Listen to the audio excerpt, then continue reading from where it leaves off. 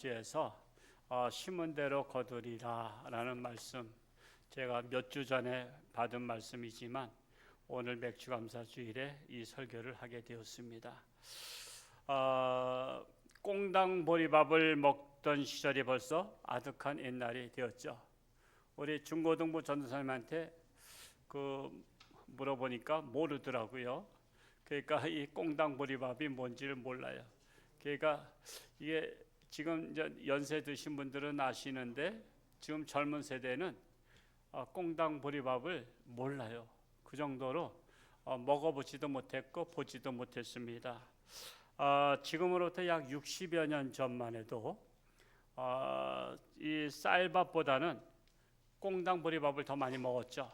저희가 12식구였어요. 그러다 보니까 집에는 맨날 보리쌀을 삶아 대시는 거야. 보리쌀은 쌀밥과 같이 그냥 한 번에 하는 게 아니잖아요. 일단은 삶아서 소쿠리에다가 잔뜩 올려놨다가 그것을 이렇게 또 밥을 2차로 다 해먹는데, 그냥 늘 마당에 우물가 옆에는 꽁당 보리밥이 산더미처럼 쌓여 있는 것을 늘 기억하고 있습니다. 이 쌀밥은 부잣집이나 먹었고요, 중산층 이하는 다 보리밥을 먹었습니다. 그리고 배불리만 먹으면 만족해 했었죠. 그러던 우리나라가 이 꽁당 보리밥이 소리 소문 없이 사라져 없어져 버리고 이제는 쌀밥만 1년 내내 먹다 보니까 이제 지겨운 거야. 아무리 쌀밥이 맛있어도 1년 내내 먹으니까 지겨워서 또 여러 가지 다른 곡식들을 섞어서 먹기도 하고, 또한 그것도 지겨우니까 이제는 쌀밥을 안 먹는 시대가 됐어요. 그러다 보니까 지금은 쌀이, 옛날에 정책적으로 우리나라가 5천만 인구가 되면 쌀이 엄청 부족하다. 왜? 땅은 부족하고, 그래서 쌀 생산 국가가 되려고 남양만이나 이런 쪽 서해안을 많이 개발했잖아요. 그런데 이 소금 짠물에 농사도 안 돼요. 그래서 걱정들을 많이 했는데 지금은 걱정이 기후가 됐어요. 지금 우리나라 쌀이 얼마나 남느냐 하면 그 통계해 보니까 2025년 현재 쌀 재고가 223만 톤이 재고로 쌓여 있어요. 이게 상상을 초월하는 겁니다. 이거를 다 창고에다 들어놔야죠. 썩지 않게 보관해야 되죠. 거기에다가 이것을 보관하는 것서부터 창고서부터 이거를 지키는 사람 등등 해서 지금 비용이 엄청 많이 발생하는데, 그렇다고 이거 처치곤란해요. 처치곤란. 지금 밥을 안 먹어요. 쌀밥 잘 안 먹고요. 지금은 라면도 먹고 별의별 거 다 먹잖아요. 또 무슨 뷔페 가서 다른 거 먹다 보면 밥 먹을 새가 없어. 그러다 보니까 지금 진짜 쌀을 안 먹는 시대가 됐어요. 어쩌다 우리나라가 정말 생일날 쌀밥 먹는 게 소원이었던 우리나라가 지금은 생일날 꽁당 보리밥을 먹는 게 소원이 돼 버렸어요. 홍천에 꽁당 보리밥 하는 데가 있나요? 저 있으면 알려주세요. 저 생일날 꽁당 보리밥 좀 먹으러 가게. 이제는 거꾸로 됐습니다. 이렇게 잘 사는 시대가 됐고요. 지금은 옛날에는 정말 살찌는 게 소원이었죠. 그래서 우량 아이 무슨 선발대회도 했었어요. 우량 아이 얼마나 퉁퉁하면은 1등 됐습니다. 그런데 지금은 그렇게 되면 어떻게 돼요? 걱정하죠. 얘가 어려서부터 이렇게 살찌면 제가 어떻게 되겠나 하고요. 지금은 다이어트 시대가 됐어요. 제가 다이어트 시대가 돼서 늘 90kg를 넘었던 제가 몸무게가 요즘에 땀을 좀 흘렸더니 오늘 새벽에 재봤더니 89.5가 됐어. 그래서 기적이 일어났어요. 89.5. 와, 90을 내려가기가 그렇게 힘들어요. 그 정도로. 그래서 제가 저녁을 안 먹고 그냥 이것저것만 주워 먹다가 먹는데 그래도 살이 안 빠져요. 한 10kg 정도만 빠지면 되는데 누가 속속인 사람도 없고 이러다 보니까 그냥 지금은 먹는 대로다가 소화가 잘 돼가지고, 근데 제 소원이 뭐예요? 살 빠지는 게 기도 제목입니다. 어쩌다 우리나라가 이렇게 살찌어야 되는 시대가 변해서 살을 빠져야 되는 시대가 되었습니다. 이게 정말 너무나도 과분한 행복이라고 말할 수 있죠. 이렇게 잘 먹고 잘 사는 시대가 된 것은 불과 50여 년 전 일입니다. 우리나라에 이제 잘 사는 시대가 일어나기 위해서 새마을 운동이 일어났죠. 그래서 새벽 종이 울렸네, 새 아침이 밝았네, 너도 나도 일어나 새마을을 가꾸세. 이러면서 이장집에서 앰프 시설 딱 틀어놓으면은 동네 한가운데 그 시설이 있어요. 스피커가 사방으로. 그럼 거기에서 울렸어요. 시계 없었어요. 저 시계도요 20살 넘어선가 제가 선물 받아봤어. 전자시계. 그래서 그랬지, 그전에는 그냥 그런 게 아침이야 깨운 것이고요. 또 점심때 되면 웽 하고 그 지서에서 사이렌을 울리면 점심때가 되었구나, 이렇게 했어요. 그리고 잘 살아보세, 잘 살아보세, 우리도 한번 잘 살아보세. 이게 70년대 우리나라 새마을 운동 일어났던 사건이죠. 그러면서 정말 허리띠 졸라매고 열심히 일해서 이렇게 정말 세계에서 가장 잘 사는 나라 중에 하나가 되었습니다. 여러분, 우리나라가 얼마나 로망이냐 하면요, 동남아의 유튜브, 결혼에 대한 유튜브를 봤더니 동남아 아가씨들이 대한민국 노총각한테 시집 오는 게 소원이야. 노총각이면 어느 정도 노총각이냐면 보통 20살짜리 아가씨들이 40에서 50살도 좋대. 자기 친정 아버지보다 나이가 더 많아도 좋대. 그냥 한국에만 시집 온다면 더 이상 소원이 없대. 이 정도로다가 여러분, 우리나라 딸 가진 부모님이 44, 50살 된 저기한테 시집 가라 그러면 가겠어요? 이게 말도 안 되고, 우리 딸이 뭐가 잘못돼서 이렇게 가냐, 이렇게 할 정도잖아요. 그 정도로 대한민국에 시집만 오면 먹고 살 수 있다. 한국에 시집 오면 잘 먹고 잘 산다. 그래서 친정 부모님이 와서 그 하는 유튜브를 봤어요. 그랬더니 집안에 들어오더니 깜짝 놀라면서 냉장고가 몇 대야? 하나, 둘, 세 대. 기본적으로 냉장고 세 대이시죠? 무슨 냉장고? 김치는 따로 담그는 냉장고가 있고, 담그는 냉장고 있고, 또 냉동시키는 냉장고 있고, 또 곧바로 먹는. 근데 문을 열었더니 너무 차고 넘치고 꽉 찼어. 그거 다 얹어 먹으려고. 그래가지고 기절초풍하는 거야. 한국에는 이렇게 먹을 게 많냐 말이야. 우리는 먹을 게 없어가지고 그냥 동남아 아침 굶는 거 아세요? 캄보디아 아침 못 먹어요. 아침 못 먹고 살아요. 그래서 오태근 선교사님이 그 학교 운영하잖아요. 초중고등학교. 애들이 그냥 오기 때문에 그 급식을 280명 정도 되는 학생들을 매일 아침마다 먹여요. 집에서 밥을 못 먹고 와. 밥이 없어서. 그 정도로 지금 세 끼를 먹는 나라가 그렇게 많지 않아요.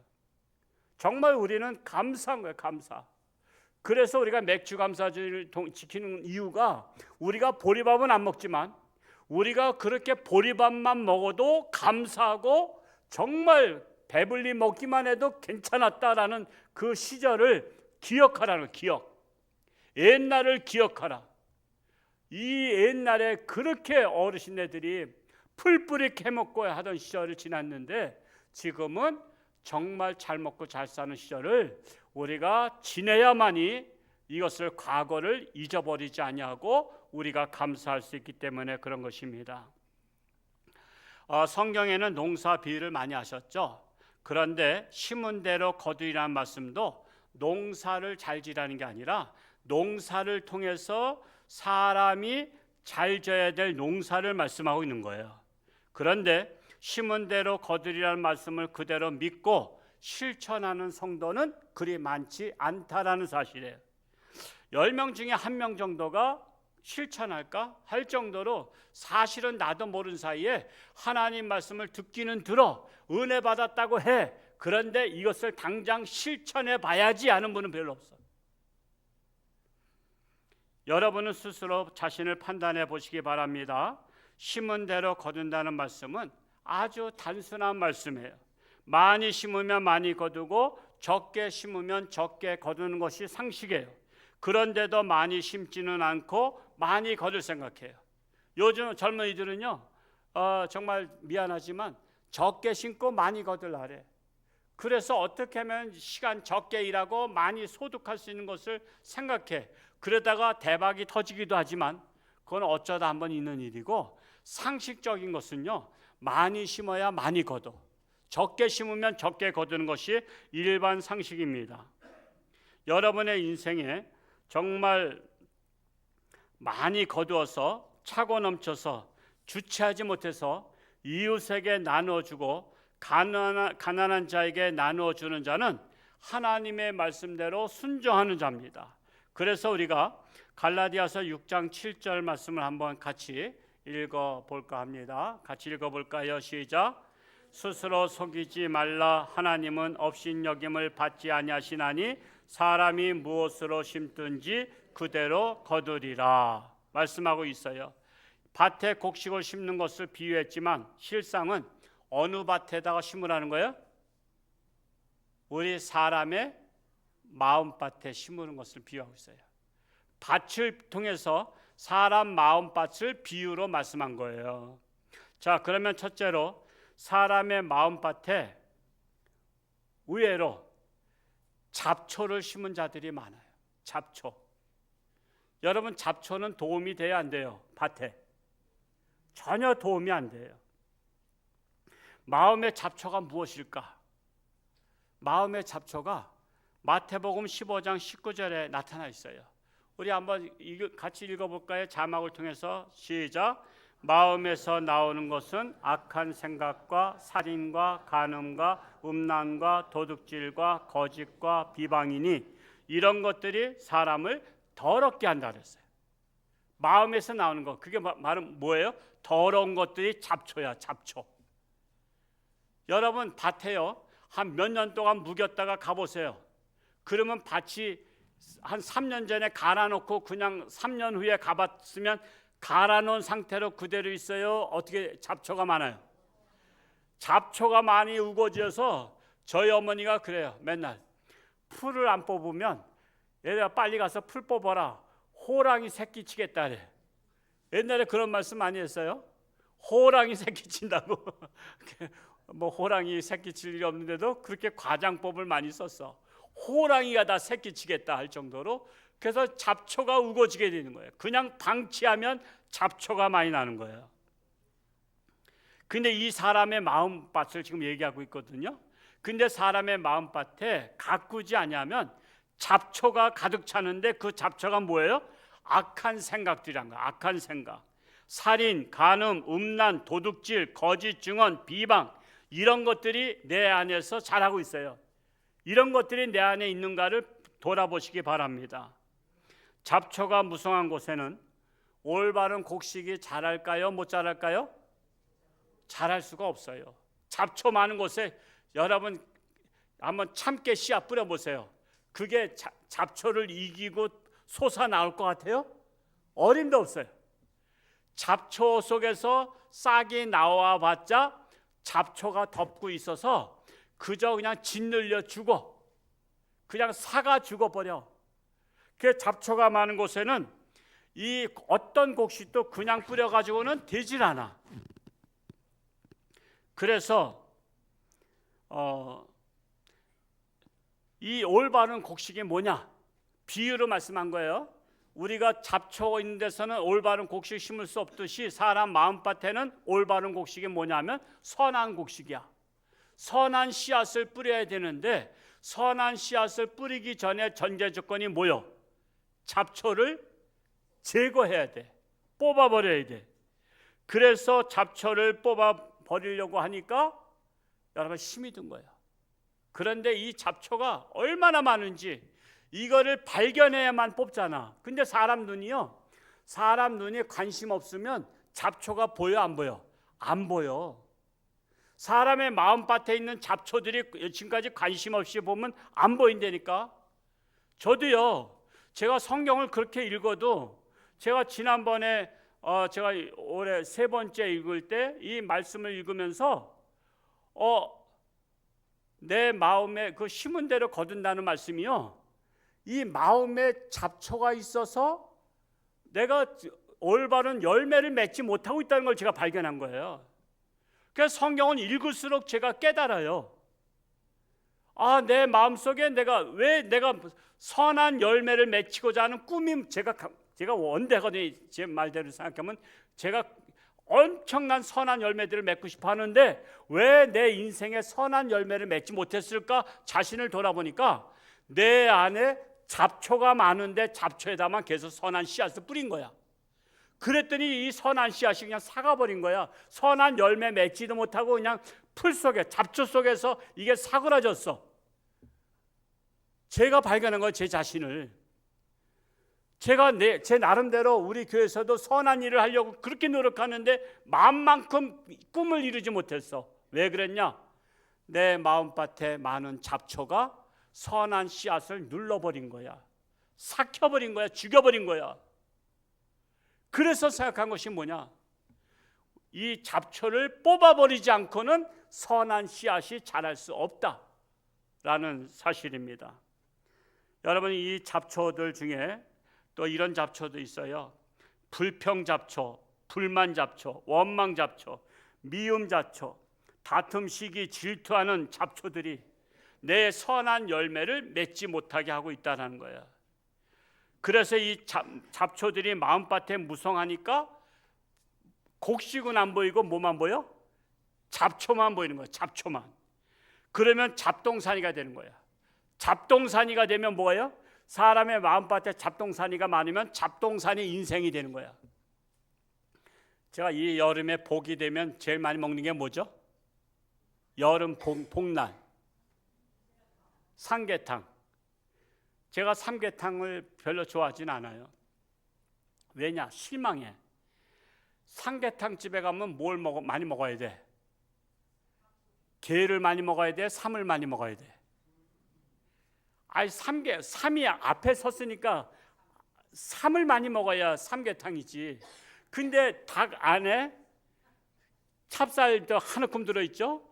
닭에다가 찹쌀 들어있지? 거기에다가 삼계탕, 삼이 어디 들어있나 가만히 보니까 제 손가락, 새끼손가락만도 안 돼. 새끼손가락 정도 주면은 양심이 굉장히 좋은 집이야. 가늘기가 뭐 같다래? 젓가락. 그 젓가락 가늘기만한 삼 하나 뿌리 넣고서는 삼계탕이래. 이런 사기치는 게 어딨어? 아니, 고까지 새끼 젓가락 같은 그거 하나 먹자고 그래 그 부풀린 닭을 먹어? 그래서 저는 삼계탕 제가 싫어해요. 그래서 꼭 사기당한 것 같아. 이 조그만 것 때문에도 삼계탕이라고 이름을 부르는데 내 안에 잡초가 많아. 적어 많아. 그럼 뭐야? 잡동사니 인생이지. 우리 인생 전체가 있어. 이 말씀을 제가 깨닫고 깜짝 놀랐다는 거요. 내가 잘못하면 잡초를 내가 뽑지 아니하면 잡동사니 인생밖에 안 되는구나. 잡동사니 인생이야. 왜? 내 안에 잡초가 있으니까. 조그만 젓가락 같은 삼이 들어있어도 삼계탕이라는 반에 내 안에 잡초가 무성해. 불평, 불만, 미움, 다툼, 시기, 질투, 온갖 악한 생각, 살인 생각, 이런 것들이 내 안에 충만하면 내가 잡동산이지 뭐야. 잡초가 많으니까.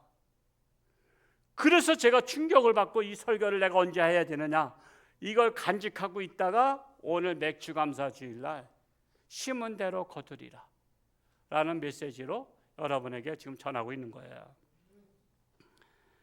그래서 잡동사니 잡풀이 뿌리를 견고하게 내렸잖아요. 안 뽑아져.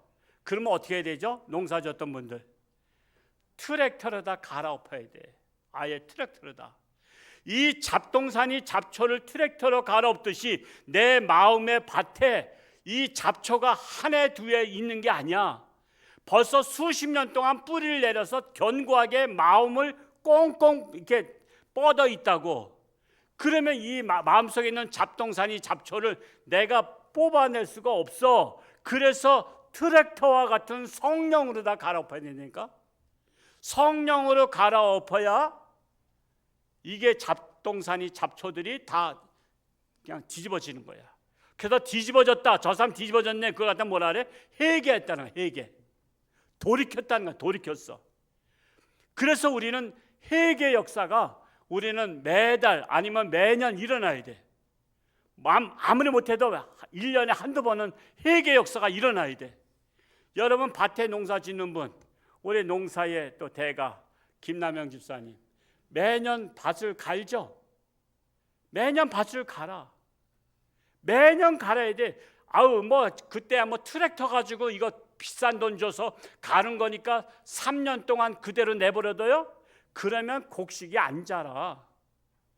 여러분 곡식을 딱 수확하고 나서는 또 다시 갈아엎어야 돼. 계속 갈아엎을수록 땅은 좋아져. 그것처럼 우리가 내가 5년 전에 내가 성령 받았어. 10년 전에 성령 받았어. 그때 부흥회 때 성령 받았어. 그러고 나서 또 울고 먹으려면 안 돼. 또 갈아엎어야 돼. 성령으로 갈아엎고 우리가 회개로다 내 심령을 뒤집어져서 모든 죄를 갈아엎어 버려야 돼. 그래서 심령이 새로워진 데다가 우리가 씨앗을 뿌려야, 선한 씨앗을 뿌려야 그 씨앗이 맘 놓고 자라는 거야. 그럼 맘 놓고 자라면 계획대로 되는 거야.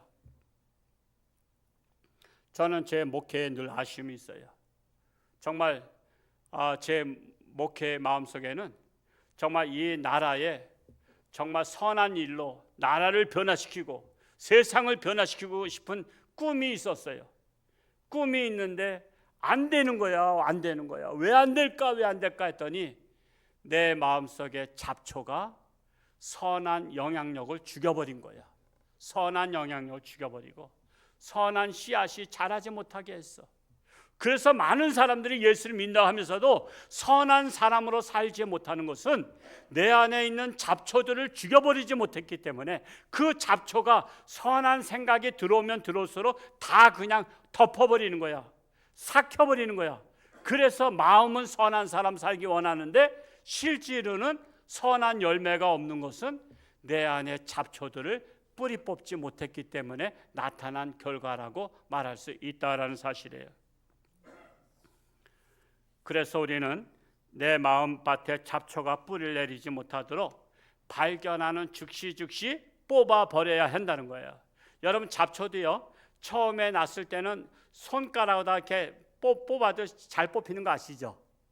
근데 한 몇 달 지나서 가서 뽑으려고 그러면요, 그게 뿌리를 내려가지고 잘 안 뽑혀. 뽑혀도요, 그게 자기만 나만 죽냐? 네가 인간이 살아가는 곡식까지 같이 죽는다 하고선 같이 옆에 있던 곡식들까지 같이 뽑혀. 그래서 같이 뽑혀서 같이 죽는다니까요. 너 죽고 나 죽자 해요. 인간이 살아가는 곡식까지 같이 뿌리로다가 같이 얽혀 있어서 같이 죽어. 그래서 우리가 방치하면 안 돼. 잡초를 방치하면 내 안에 있는 선한 것까지 같이 다 죽어버려. 그래서 이 잡초가 났을 때 발견한 즉시 뽑아버려야만이 우리가 내 마음을 깨끗한 밭으로 만들 수가 있고 그 깨끗한 밭에다 선한 씨앗을 마음껏 뿌려서 그것이 자라게 해야 된다는 사실이에요.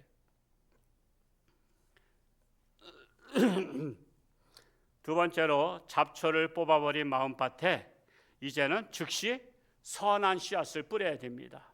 우리 갈라디아서 6장 8절 말씀을 한번 읽어볼까요? 시작. 자기의 육체를 위하여 심는 자는 육체로부터 썩어질 것을 거두고 성령을 위하여 심는 자는 성령으로부터 영생을 거두리라 말씀하셨어요.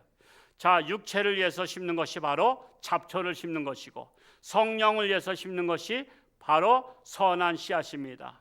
이 다양한 선한 씨앗을 뿌려야 되는데 제가 여러분에게 뿌려야 될 것은 첫째로 감사한 마음에 씨앗을 뿌려야 된다는 거예요. 감사의 마음을 씨앗으로 뿌리는 거예요. 여러분 감사의 씨앗을 심으면 감사한 마음밭이 풍성해진다는 거 아시죠? 여러분 처음에 내가 뭐 감사할 일이 있나 해서 감사를 안 해.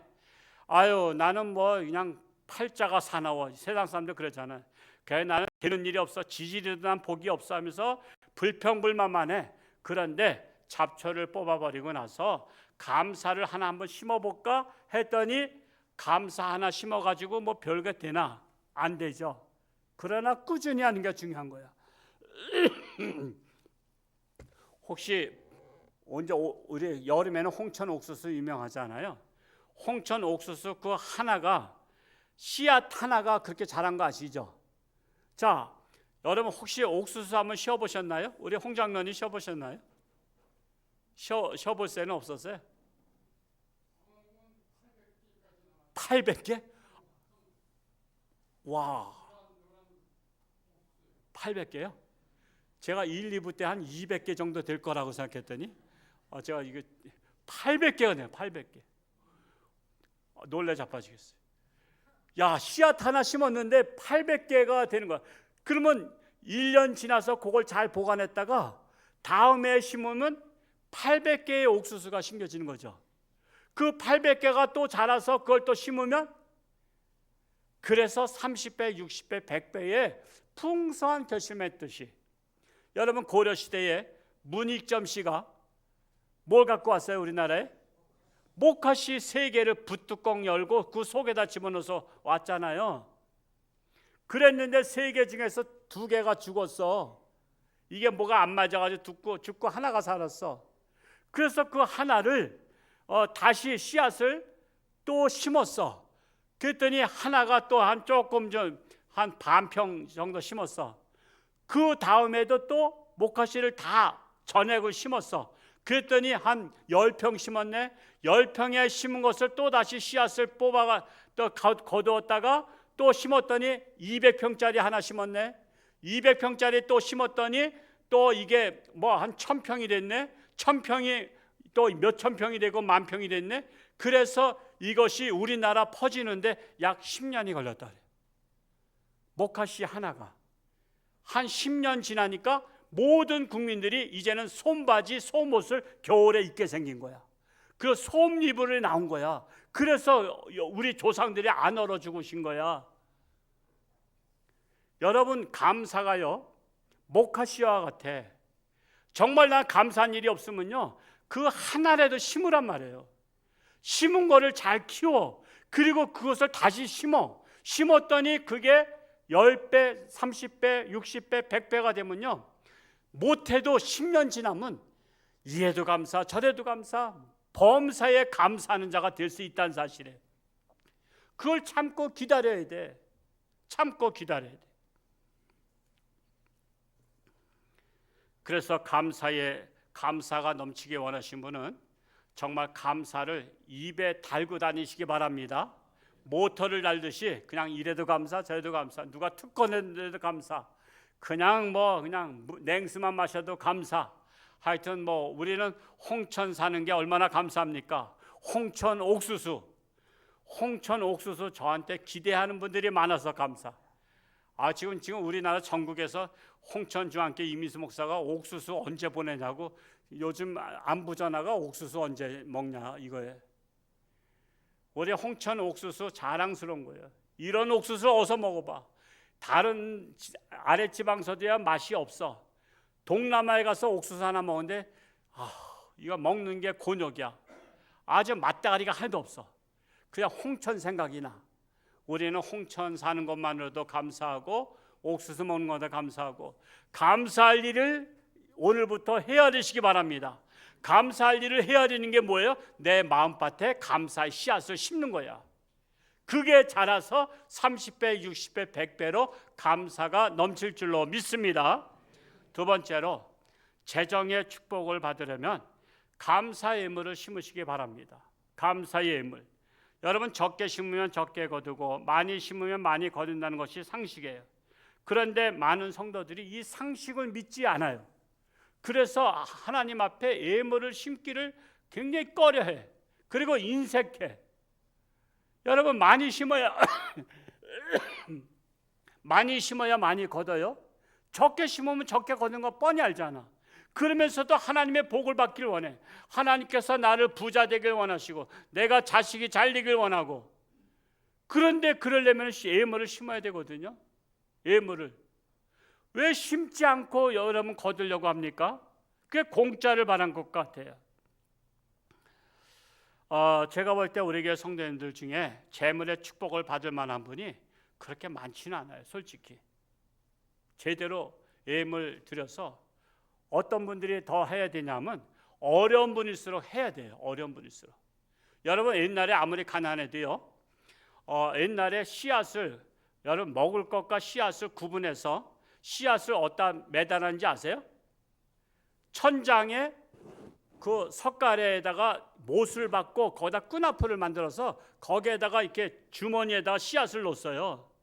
왜? 지가 올라가도 천장에서 그거는 못하거든, 떨어지거든. 그래서 지가 못 먹게 하기 위해서 거기다 매다른 거야. 근데 아무리 배가 고프고 저녁 먹을 게 떨어졌어도 그 씨앗을 밥해 먹어, 안 해 먹어? 절대 안 해 먹어. 절대 안 해 먹어. 그 씨앗은 내년에 심어야 될 거야. 씨앗은 심어야 될 거야. 굶는 한이 있어도, 냉수로다 벌컥벌컥 들이마시는 한이 있어도 씨앗은 죽어도 먹으면 안 되는 거야. 그 다음에 심어야만 그 다음에 살 수가 있는 거야. 이것과 같이 우리도 하나님 앞에 씨앗이 있다면 씨앗이 예물이에요. 예물은 절대 건드리면 안 돼. 그건 심어야 돼. 어디다 심는 거야? 하나님의 밭에다 심는 거야. 하나님의 밭에다 심지 아니하면 거둘 게 없어요. 거둘 게 없어요. 그래서 우리는 예물을 심어서 정말 풍성한 결실을 맺어가지고 그것을 나누는 자가 되어야 된다는 사실이에요.